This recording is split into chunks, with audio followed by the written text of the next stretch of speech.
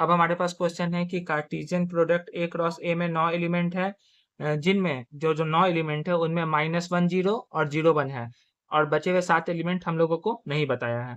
तो हम लोगों को सेट ए फाइंड करना है और बचे हुए जो 7 एलिमेंट है ए क्रॉस ए के वो भी फाइंड करना है। तो सॉल्व करते हैं हम लोग। हम लोगों को मालूम है ए क्रॉस ए में कितने एलिमेंट हैं, 9 एलिमेंट हैं।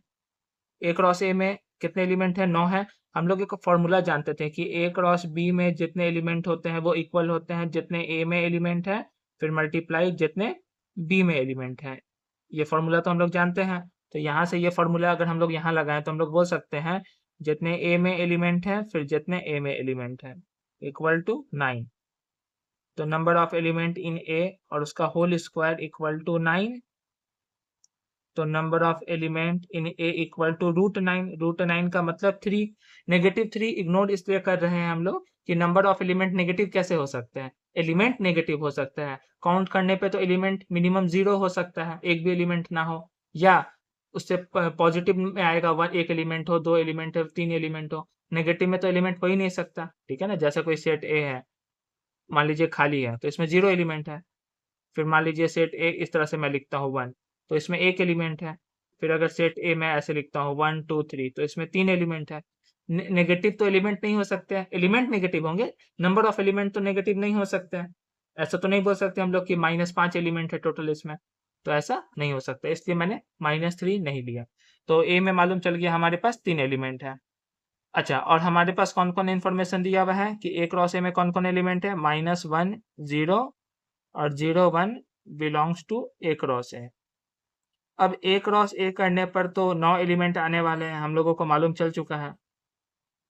1 2 3 4 5 6 7 8 और 9, जिसमें से 2 एलिमेंट के बारे में हम लोगों को मालूम है, -1 0 और 0 1। बचे हुए एलिमेंट हम लोगों को नहीं मालूम है। तो हम लोग को पहले सेट ए फाइंड करना होगा, तभी हम लोग कर सकते हैं ये। तो सेट ए कैसे निकालें हम लोग। तो हम लोग जानते हैं पेयर ऑर्डर में जो पहला एलिमेंट होता है, कहीं भी पहला एलिमेंट जो होता है वो पहले सेट का होता है। तो सेट ये वाला सेट ए में कौन कौन एलिमेंट होगा, -1 होगा, फिर 0 होगा। सेट ए में तो 3 एलिमेंट है, तीसरा एलिमेंट हम लोगों को मालूम नहीं है क्या होगा। इसी तरह ये वाला सेट ए में कौन एलिमेंट होगा, हम लोग जानते हैं सेकंड एलिमेंट सेकंड सेट का होता है, तो ये 0 हो जाएगा, फिर 1 हो जाएगा, फिर तीसरा एलिमेंट हम लोगों को मालूम नहीं है। लेकिन हम लोग ध्यान से देखें तो दोनों सेट तो ए ही है, दोनों तो सेम सेट है। तो यहाँ से हम लोग फाइनल कंक्लूजन निकाल सकते हैं। ये लिखने की जरूरत नहीं थी, हम लोग डायरेक्ट भी सोच सकते थे कि टोटल 3 एलिमेंट है सेट ए में, और यहाँ से मालूम चल रहा है कि 2 एलिमेंट -1 0 है, यहाँ से मालूम चल रहा है वो 2 एलिमेंट है 0 1।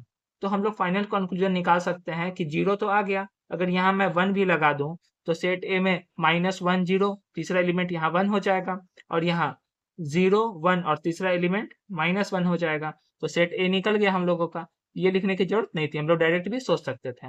अब जब सेट ए निकल गया तो यहाँ पहला काम तो हो गया, अब हम लोगों को निकालना है remaining element of A cross ए। तो पहले हम लोग ए क्रॉस ए निकाल देते हैं। ए क्रॉस ए क्या होगा, -1 0 फिर 1 फिर क्रॉस -1 0 1। अब इन दोनों का कार्टेशियन प्रोडक्ट निकालना है, तो ये हो जाएगा -1 फिर -1 0 फिर -1 1। -1 से के साथ तीनों को लिख दिए हम लोग, फिर 0 के साथ लिखेंगे 0 -1 0 0 0 1, फिर 1 के साथ लिखेंगे तो 1 -1 फिर 1 0 और फिर लास्ट 1 1। तो ये निकल गया ए क्रॉस है। तो हम लोगों को निकालना था remaining element, remaining elements of A cross A R. कौन कौन एलिमेंट बच गया था, ये कौन कौन हम लोग को दिया हुआ था, एक दिया हुआ था -1 0 और एक दिया हुआ था 0 1। तो बचा हुआ कौन कौन रह गया, एक रह गया -1 एक रह गया -1 1, एक रह गया 0 -1, एक हो गया 0 0, एक हो गया 1 -1, एक हो गया 1 0 और लास्ट हो गया 1 1। तो बचे हुए जो 7 एलिमेंट हैं वो ये हैं, ठीक है।